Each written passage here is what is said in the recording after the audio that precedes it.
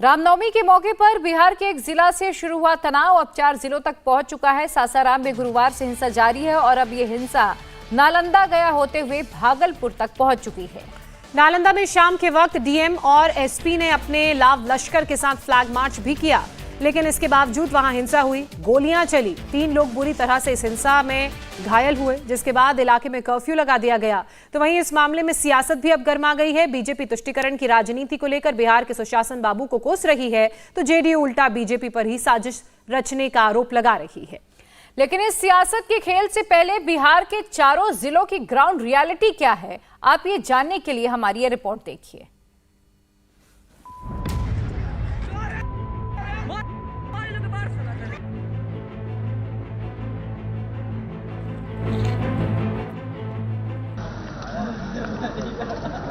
नहीं कुछ हो देता है, टेंशन ले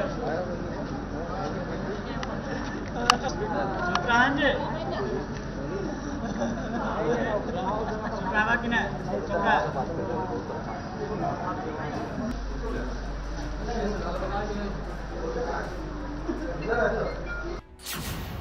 बिहार के सासाराम में बम ब्लास्ट,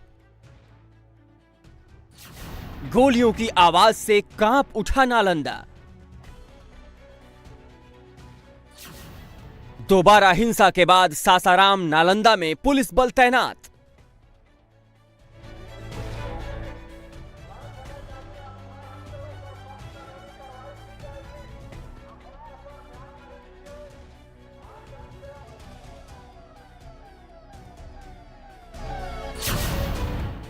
नालंदा में हिंसा की आड़ में लूटपाट।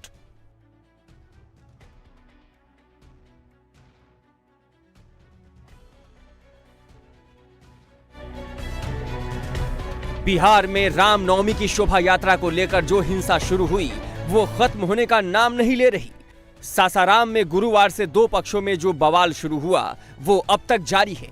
नालंदा के बिहार शरीफ में इतनी गोलीबारी हुई कि लोगों की चीख उस आवाज में मानो दब सी गई। और अब भागलपुर में भी मूर्ति विसर्जन के दौरान 2 पक्ष आपस में भिड़ गए। शुक्रवार की हिंसा के बाद नालंदा में शनिवार को भी हिंसा हुई। नालंदा के पहाड़पुरा समेत 3 इलाकों में ताबड़तोड़ फायरिंग हुई। फायरिंग में 3 लोग घायल हो गए। शाम में ही डीएम और एसपी ने इलाके में फ्लैग मार्च निकाला था, लेकिन उसके बाद भी फायरिंग हुई।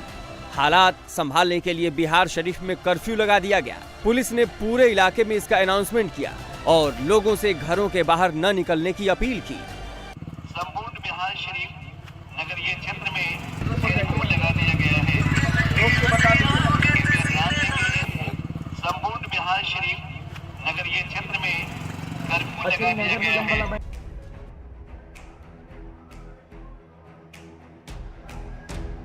नालंदा में फायरिंग के बाद पूरा प्रशासन एक्टिव है। चप्पे चप्पे पर सुरक्षा बढ़ा दी गई है।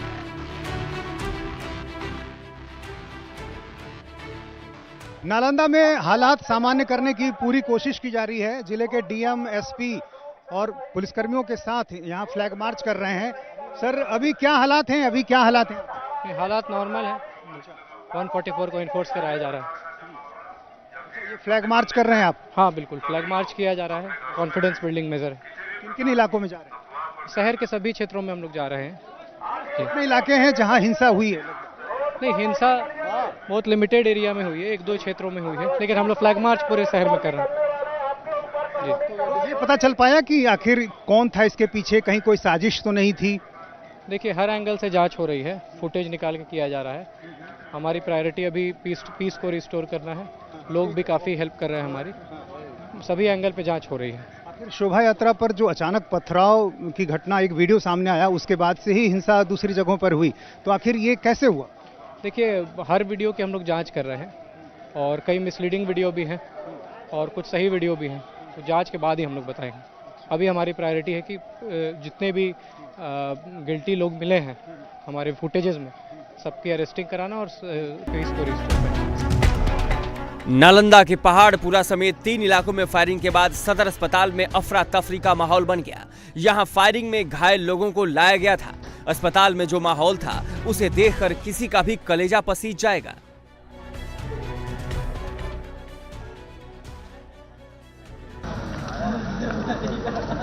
प्रधान जी नहीं कुछ हो देता है, काला टेंशन ले। प्रधान जी चुकावा कि नहीं चुका।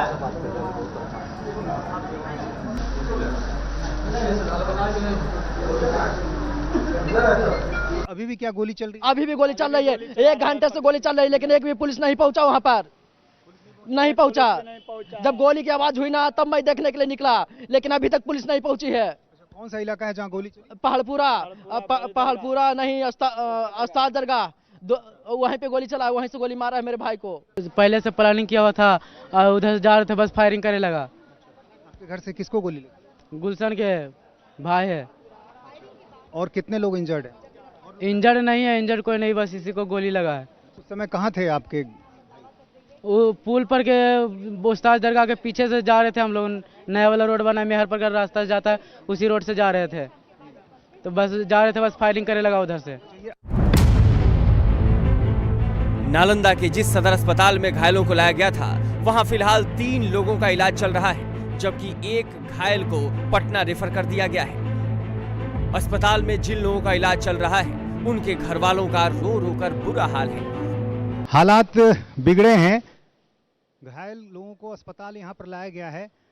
नालंदा में 3 अलग अलग इलाकों से इस तरह की खबरें आई हैं कि वहाँ गोलियाँ चली हैं और जो लोग घायल हुए हैं उनको सदर अस्पताल यहाँ पर लाया गया है। एक व्यक्ति को अभी रेफर किया गया है पटना के लिए। 3 जो जख्मी लोग हैं उनको इस अस्पताल में लाया गया है। 2 का इलाज यहाँ पर चल रहा है और एक व्यक्ति को अभी रेफर किया गया है। शाम में शांति मार्च निकाला गया था, फ्लैग मार्च निकाला गया था। डीएम एसपी खुद मौके पर मौजूद थे और ऐसा लगा कि स्थिति अब सामान्य हो जाएगी, लेकिन जिस तरह से फायरिंग की खबरें आ रही हैं और वो भी कई अलग अलग इलाकों से, ऐसे में पुलिस के लिए एक बड़ी चुनौती है।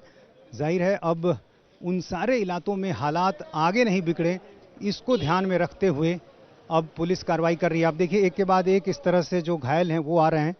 फिलहाल 3 जो घायल हैं उनको यहाँ पर लाया गया है और ऐसे सारे लोग जो जख्मी हैं उनको सदर अस्पताल में यहाँ पर भर्ती किया जा रहा है। जिनकी स्थिति गंभीर है उनको रेफर यहाँ किया जा रहा है। कुछ लोगों के जबड़े में गोली लगी है, किसी को सिर में गोली लगी है, तो किसी को हाथ में गोली लगी है। हिंसा और बवाल की ये घटना नालंदा तक ही सीमित नहीं रही। शनिवार को सासाराम में एक बार फिर से हिंसा भड़क उठी। यहां फिर से पत्थरबाजी हुई और बमबाजी हुई।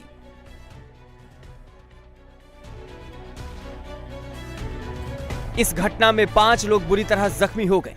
घायलों को जिला अस्पताल में भर्ती कराया गया। बमबाजी की घटना के बाद भारी संख्या में पुलिस बल तैनात कर दिया गया है। हालात को काबू में करने की कोशिश हो रही है। सासाराम और नालंदा दोनों जगहों पर इंटरनेट सेवा बंद कर दी गई है।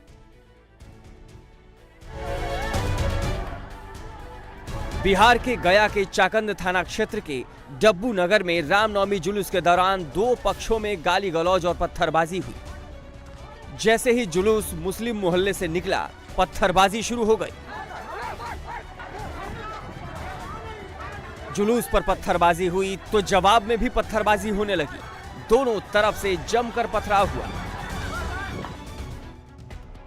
गया के एसएसपी ने शनिवार को प्रेस रिलीज जारी कर बताया कि इस घटना में असामाजिक तत्वों ने पत्थरबाजी की थी, जिसमें 2 पुलिसकर्मी भी घायल हो गए।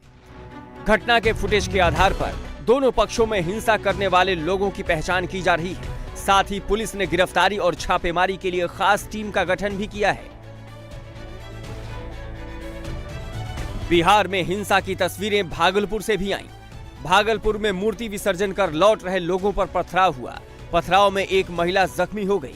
घटना की जानकारी मिलते ही नवगछिया एसडीओ मौके पर पहुंचे। हालांकि सूझबूझ के साथ मामला शांत करा लिया गया। पुलिस ने पूरे इलाके को छावनी में तब्दील कर दिया है। बिहार में शहर शहर से हिंसा की तस्वीरें सामने आ रही हैं। इसी बीच केंद्रीय गृह मंत्री अमित शाह बिहार दौरे पर हैं। पटना में आज वो बीजेपी नेताओं के साथ बैठक करेंगे और फिर नवादा में एक रैली को संबोधित करेंगे। कल पटना पहुंचने के बाद अमित शाह को सासाराम जाना था, लेकिन हिंसा को देखते हुए उनका सासाराम दौरा रद्द कर दिया गया, जिसे लेकर बिहार में सियासत शुरू हो गई है।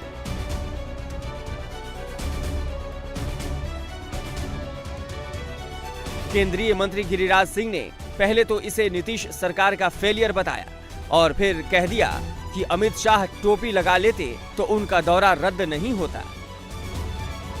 हमें पूरा विश्वास है कि इस सरकार में जो हताशा है और जो तुष्टीकरण की नीति है, ये अपने आप में प्रकाष्ठा पर है। मैं तो यही प्रश्न टुकड़े टुकड़े गैंग से पूछता हूं कि देश में कभी भी किसी हिंदू ने बिहार में तजिया के जुलूस पर कोई एक पत्थर भी फेंका हो? लेकिन जब भी हिंदुओं का कोई जुलूस जाए, कोई शोभा यात्रा हो, तो पत्थर भी चलेगा, तलवार भी चलेगा, गोलियां भी चलेगी और उसके पहले सर तन से जुदा का नारा भी होगा। बिहार में रामनवमी से शुरू हुई हिंसा थम नहीं रही है, जो सुशासन बाबू नीतीश कुमार के गले की फांस बनती जा रही है। और आज जब अमित शाह नवादा में रैली को संबोधित करेंगे तो इस मुद्दे पर नीतीश सरकार को घेरने की जरूर कोशिश करेंगे। इंडिया टीवी हर वक्त हर जगह डाउनलोड करने के लिए सर्च करें India TV news Google play store या ऐप स्टोर पर।